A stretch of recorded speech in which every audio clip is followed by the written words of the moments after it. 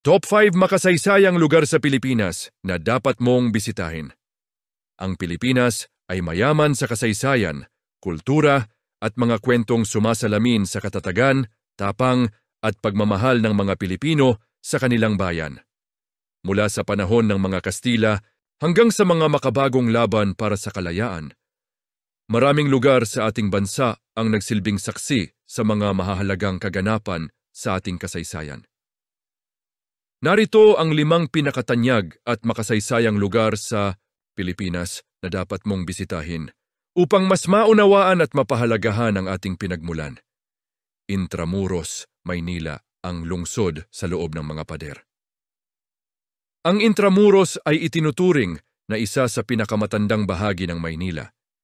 Itinayo ito ng mga Kastila noong 1571 at nagsilbing sentro ng pamahalaan, relihiyon at edukasyon noong panahon ng kolonisasyon. Sa loob ng pader ng Intramuros ay maraming estrukturang nagpapaalala ng nakaraan, tulad ng Fort Santiago, San Agustin Church at Manila Cathedral. Mga dapat gawin, maglakad-lakad sa kahabaan ng mga makasaysayang kalsada habang nakakalesa. Bisitahin ang Fort Santiago kung saan ikinulong si Dr. Jose Rizal bago siya barilin sa Bagumbayan.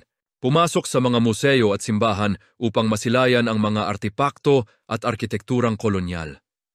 Ang Intramuros ay hindi lamang lugar para sa mga turista, kundi isang buhay na alaala ng kasaysayang Pilipino. Rizal Park, Luneta, Maynila, Pugad, Sat ng bayaning Pilipino. Matatagpuan din sa Maynila ang Luneta o Rizal Park. Isang mahalagang puok sa kasaysayan ng Pilipinas. Ito ang lugar kung saan binitay si Dr. Jose Rizal noong Disyembre 30, 1896. Ang kanyang kamatayan ay naging mitsa ng damdaming makabayan ng mga Pilipino laban sa mga mananakop, mga tampok na makikita. Monumento ni Jose Rizal kung saan naroroon ang kanyang mga labi, Rizal Execution Site Marker. Mga diorama at mga monumento ng iba pang bayani ng bansa. Ang Rizal Park ay hindi lamang pasyalan kundi isang dambanang sumasalamin sa kabayanihan at sakripisyo para sa kalayaan ng bansa. Barasuain Church, Malolos, Bulacan, Duyan ng Republikang Pilipino. Ang simbahan ng Barasuain ay kilala bilang lugar ng unang kongreso ng Pilipinas noong 1898 at ang pagsilang ng unang Republika ng Pilipinas noong Enero 23, 1899.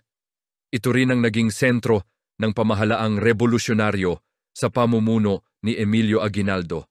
Ang mga dapat malaman. Isa ito sa pinakamahalagang simbahan sa kasaysayan ng bansa. Naging luklukan ng konstitusyon ng Malolos ang unang saligang batas ng Pilipinas. Tampok sa lumang piten papel na ginagamit noon, ang simbahan ay simbolo ng pagtataguyod ng sariling pamahalaan ng mga Pilipino, isang sagisag ng soberanya at pag-asa. EDSA Shrine, Ortigas, Quezon City Altar ng People Power. Ang EDSA Shrine ay itinatag bilang alaala sa makasaysayang EDSA People Power Revolution noong Pebrero 1986 kung saan milyon-milyong Pilipino ang nagtipon-tipon upang mapatalsik si Pangulong Ferdinand Marcos sa isang mapayapang paraan. Mga dapat gawin, bisitahin ang altar ng Birheng Maria na nakatayo bilang bantayog ng kapayapaan. Alalahanin ang diwa ng pagkakaisa ng sambayanan.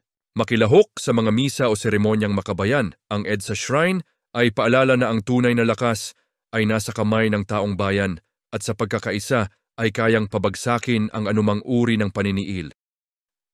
Corregidor Island, Cavite, Bataan. Ang Corregidor ay isang isla sa bukana ng Manila Bay na ginawang kuta ng mga sundalong Pilipino at Amerikano laban sa mga Hapon noong ikalawang digmaang pandaigdig.